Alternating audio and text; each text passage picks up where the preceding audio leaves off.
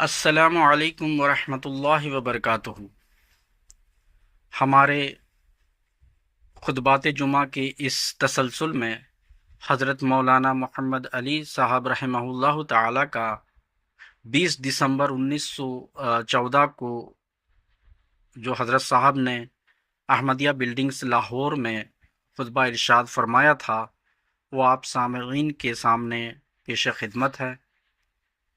آئیے دعا کے ساتھ ہم حضرت صاحب کے ان علم سے استفادہ کریں اور روحانیت میں ترقی کا باعث ہم ان خطبات کے نصائح کو بنائیں۔ چلیے سنتے ہیں۔ اشہد ان لا الہ الا اللہ وحدہ لا شریک لہ واشہد ان محمدا عبدہ ورسولہ اما بعد فاعوذ باللہ من الشیطان الرجیم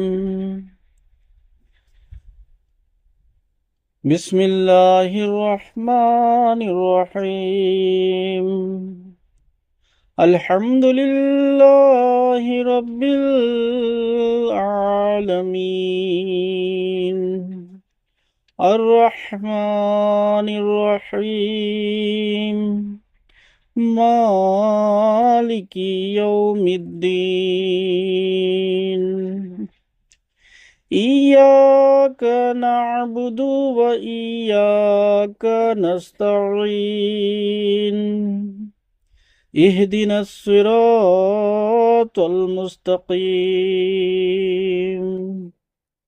صراط الذین انعمت علیہم غیر المغضوب علیہم ولا الضالین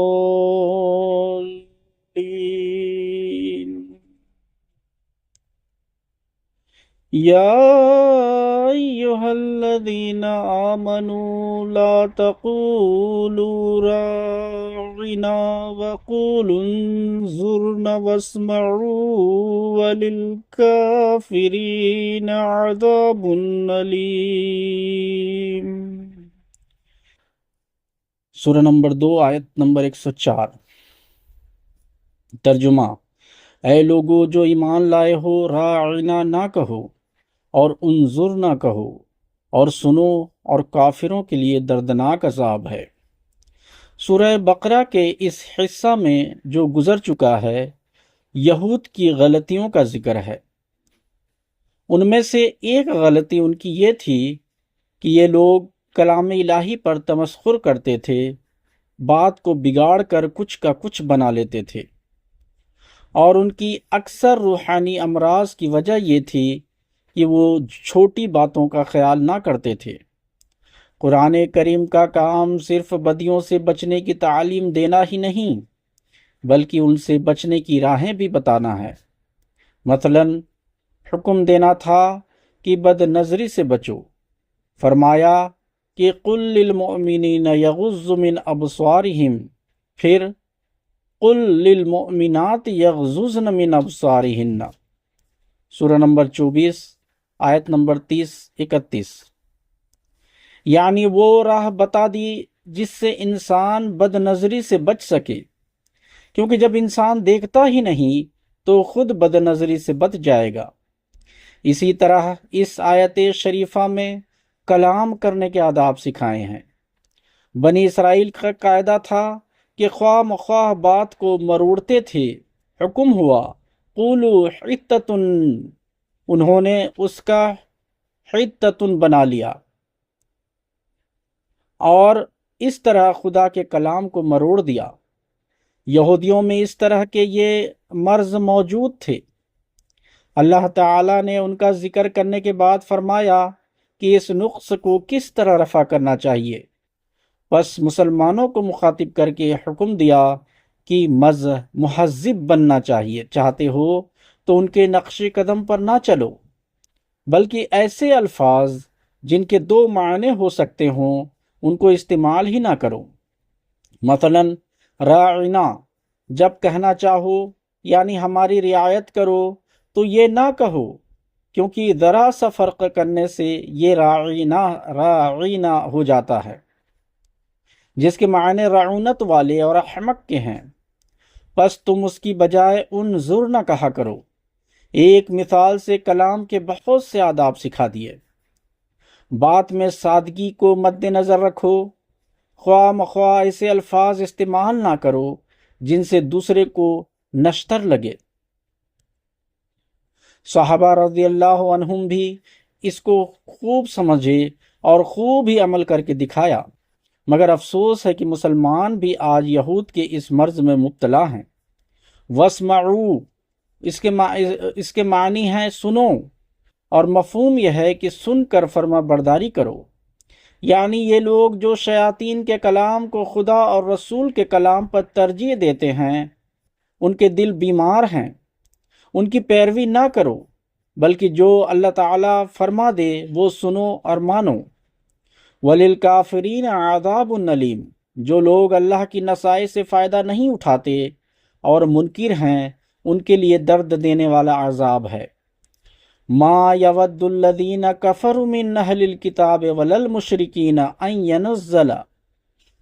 ينزل عليكم من خير من ربكم والله يختص برحمته من يشاء ذو الفضل العظیم۔ سورہ نمبر 2 آیت نمبر 105۔ خود فائدہ اٹھانا تو کجا، یہ جو اہل کتاب میں سے اور مشرکوں سے کافر ہیں، یہ تو پسند نہیں کرتے کہ تم پر کوئی بھلائی اتاری جاوے، لیکن یہ اللہ کا فضل ہے، جسے چاہتا ہے وہ اس کے لیے مخصوص کر دیتا ہے۔ اس کا فضل تو اتنا بڑا ہے کہ وہ سب دنیا کو احاطہ کیے ہوئے ہیں، کسی خاص قوم کے لیے محدود نہیں۔ وہ لوگ جو مذہب میں تنگ دلی کی راہ اختیار کرتے ہیں، ان کو یاد رکھنا چاہیے کہ وہ یہ نہ سمجھ لیں کہ اللہ تعالیٰ نے اپنے فضل کو ان کے ہی لیے مخصوص کر دیا ہے۔ اس کے فضل کی راہوں کو انسان سمجھ ہی نہیں سکتا۔ ایک وقت تھا کہ مسلمانوں میں یہ تنگ خیالی آ گئی تھی، وہ یہ یقین رکھتے تھے کہ الہام الہی اس زمانہ میں نہیں ہو سکتا۔ برخلاف اس کے احمدی قوم کی تعلیم یہ تھی کہ اللہ تعالیٰ کی صفات کبھی باطل نہیں ہو سکتی۔ اللہ تعالیٰ کا کلام ہر زمانے میں نازل ہو سکتا ہے، لیکن باوجود یہ کہ ہزارہا مسلمان اولیاء اللہ اہل اسلام میں ہو گزرے ہیں، پھر بھی وہ نہ مانتے تھے۔ مگر آج وہی احمدی قوم ہے کہ اللہ تعالیٰ کے فضل کو خاص کر رہی ہے اور کہتی ہے کہ امت محمدیہ میں یہ فضل صرف ایک ہی انسان پر ہوا کہ وہ خدا کے ساتھ کلام کے لیے مخصوص کیا گیا۔ اگر نبی کریم صلی اللہ علیہ وسلم کے بعد نبوت ایک شخص کو مل سکتی ہے تو دوسرے کو بھی مل سکتی ہے اور ملنی چاہیے۔ پس یاد رکھو کہ صرف ذلی نبوت کا دروازہ کھلا ہے، اصلی اور کامل مستقل نبوت نبی کریم صلی اللہ علیہ وسلم کے بعد کوئی نہیں، اور وہ ذلی نبوت اس امت میں بہتوں کو ملی ہے۔ ہاں، کسی شخص کے سپرد بڑا کام کر دینا یا اس کو دوسرے سے بلند مرتبہ عطا فرمانا یہ علیحدہ بات ہے۔ رسولوں میں بھی ایسا ہوا، تلک الرسل فضلنا بعضهم علی بعض، سورہ نمبر 2 آیت نمبر 253۔ بس اللہ کے فضل کو جو محدود کرتا ہے وہ قرآن کے خلاف کرتا ہے۔ اللہ تعالیٰ کے قوانین مقرر ہیں، جو کوئی جتنا ان پر چلے گا وہ ان سے فائدہ اٹھائے گا، جو نہ چلے گا وہ نہ اٹھائے گا اور محروم رہے گا۔ ما ننسخ من آیت او ننسها، سورہ نمبر 2 آیت نمبر 106۔ پس اے لوگو، اللہ کے احکام کو سنو، ان کو توڑ مروڑ کر پیش نہ کرو، بلکہ ان کی فرما برداری کرتے چلے جاؤ۔ یہ ہمارا کام ہے کہ جس حکم کو چاہیں منسوخ کر دیں اور جس کو چاہیں بھلوا دیں۔ اس میں اللہ تعالیٰ نے یہود کو مخاطب کیا ہے اور فرمایا ہے کہ تم تو چاہتے ہو کہ ان پر کچھ نہ اترے، لیکن بعض احکام جو کہ تم پر ہم نے ضرورت ملک اور زمانہ کے لیے اتارے تھے، اب ضرورت ہے کہ ان میں سے بعض کو جن کی ضرورت نہیں ہم منسوخ کریں، اور بعض کو تم نے خود بھلا دیا ہے، اور اس میں تمہارا کوئی نقصان نہیں، کیونکہ جو منسوخ کر دیے ان کی بجائے ہم ان سے بہتر احکام لائے ہیں، اور جو تم نے بھلا دیے ان کے مثیل ہم تمہیں دے رہے ہیں۔ واضح رہے کہ بعض احکام شریعت الہی میں ہمیشہ ہی رہتے ہیں، ایسے مثلہا کے ماتحت آتے ہیں، وہ کل شریعتوں میں مشترک ہیں۔ بعض ایسے ہوتے ہیں کہ جو زمانہ ترقی کرتا ہے ان کا بدلنا ضروری ہوتا ہے، ان کی جگہ بہتر قانون لائے جاتے ہیں، کیونکہ ایک کامل قانون انسان کے قوا کے بھی کمال کو چاہتا ہے۔ اس کی مثال ایک بچہ کی سی ہے، جس خوراک، لباس اور قانون کی اس کو ضرورت ہے وہ جوانی میں بدل دیے جاتے ہیں، بعض وہی رہتے ہیں، بعض بہتر دیے جاتے ہیں۔ نبی کریم صلی اللہ علیہ وسلم کا زمانہ وہ زمانہ تھا جب انسانی قوا کامل ہو چکے تھے، بس ہدایت کی تکمیل کی ضرورت تھی۔ چنانچہ حضرت مسیح علیہ السلام نے بھی اس امر کی طرف اشارہ کرتے ہوئے فرمایا تھا کہ میں تمہیں بہت سی باتیں سنانا چاہتا ہوں، لیکن تم ابھی نہیں برداشت نہیں کر سکتے۔ تسلی دہندہ جب آئے گا تو ان سب کو لائے گا۔ ان الفاظ میں خیرن منہا کی طرف اشارہ ہے۔ پھر مثلہا میں حضرت موسیٰ علیہ السلام کی اس پیشگوئی کی طرف اشارہ ہے، جو کتاب استثناء کے باب 17 آیت 17 میں مذکور ہے کہ وہ تعلیم حضرت موسیٰ علیہ السلام کی مثل بھی ہوگی۔ یہ معنی کہ قرآن کی بعض آیات بھی منسوخ ہیں بالکل غلط ہیں، اور پھر اس میں اختلاف اس قدر ہے کہ بعض 700 آیات کو منسوخ ٹھہراتے ہیں اور بعض صرف 5 کو۔ تو اب کیا عام مسلمانوں کے لیے یہ امر باعث پریشانی نہیں کہ وہ ان 695 آیات کو کیا سمجھیں؟ اس اختلاف کی وجہ کیا ہے؟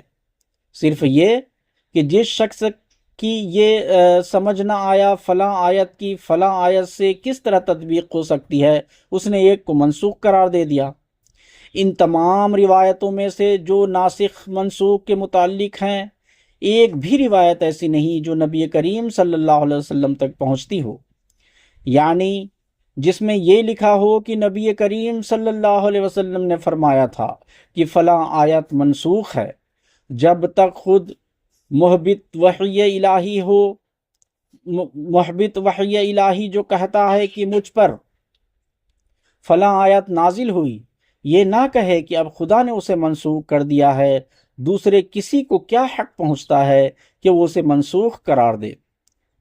اس طرح اگر قیاس سے قرآن کی آیت کو منسوخ قرار دیا جا سکتا ہے تو پھر قرآن سے امن اٹھ جاتا ہے، اور منسوخ قرار دینے والے نے واقعی امن کو اٹھا دیا ہے۔ کوئی کسی کو منسوخ قرار دیتا ہے، کوئی کسی کو۔ اس کے لیے میں تم کو ایک موٹی بات بتاتا ہوں، جو کوئی روایت بیان کرے اس سے یہ دریافت کرو کہ آیا کسی روایت میں یہ بھی ذکر ہے کہ نبی کریم صلی اللہ علیہ وسلم نے فلاں روایت کو منسوخ فرمایا تھا۔ جب کوئی آیت قبول نہیں کی جا سکتی جب تک نبی کریم صلی اللہ علیہ وسلم یہ نہ فرمائیں کہ یہ مجھ پر نازل ہوئی، تو کوئی منسوخ نہیں ہو سکتی جب تک آپ ہی نہ فرمائیں کہ یہ منسوخ ہے۔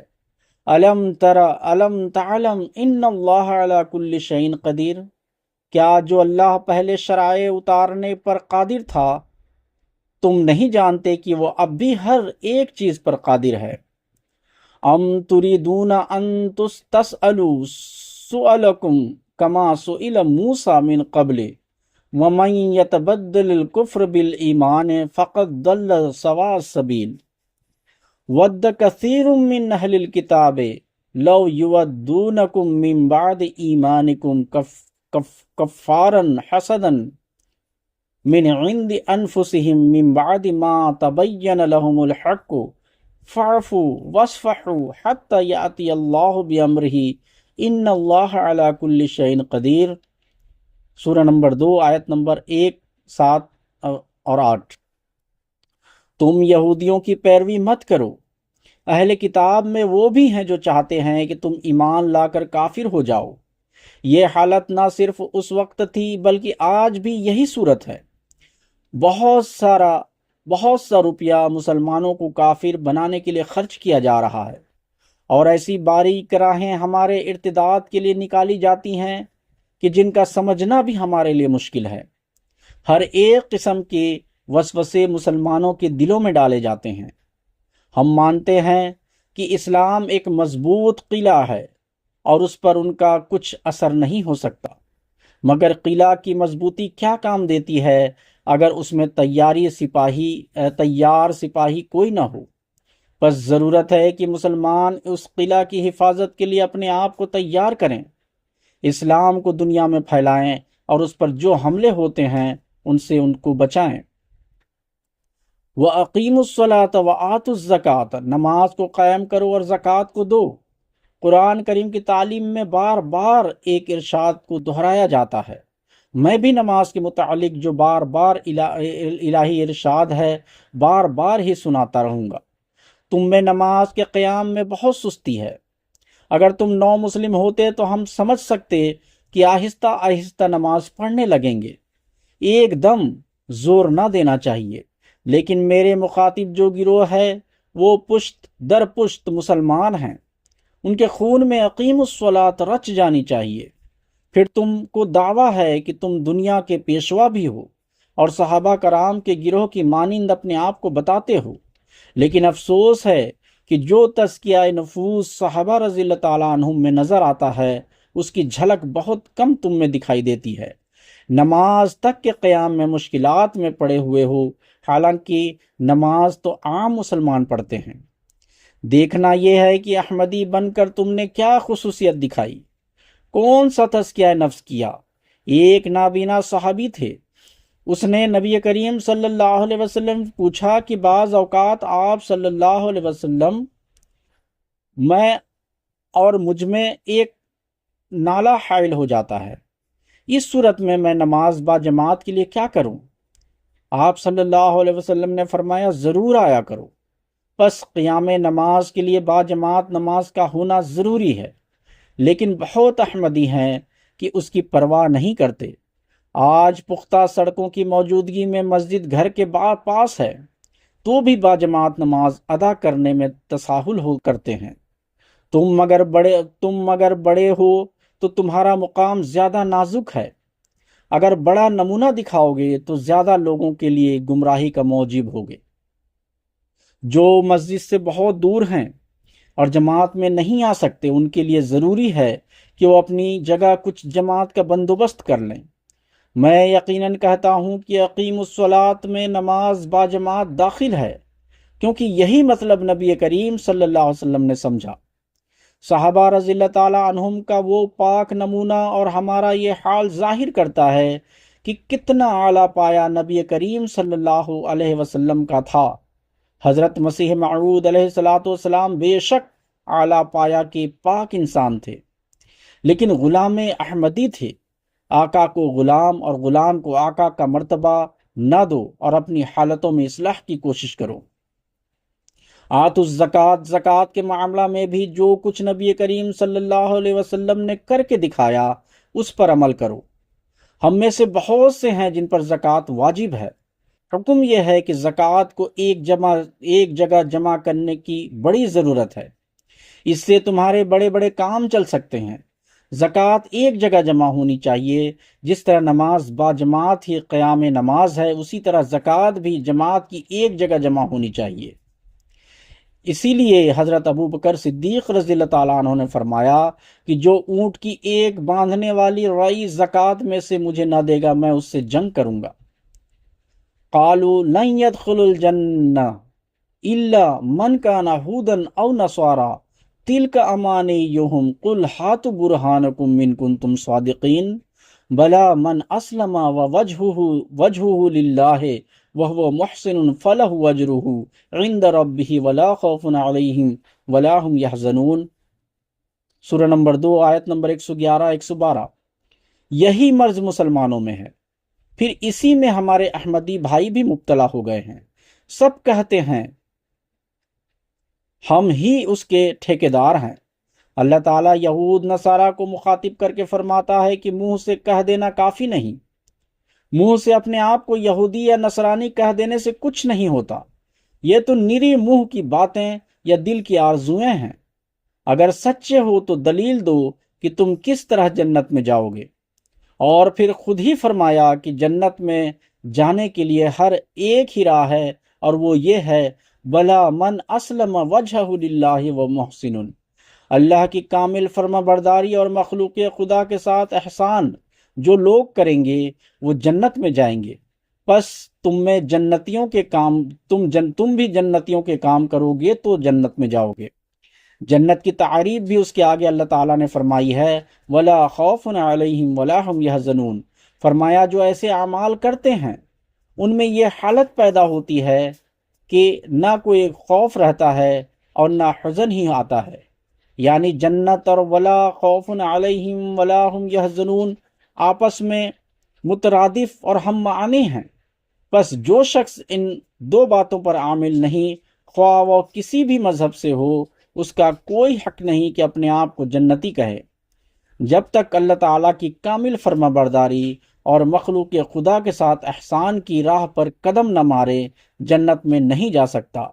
تم بھی عملاً اپنے آپ کو جنت کا وارث بناؤ، ورنہ تلک امانیہم تم پر بھی صادق آئے گا۔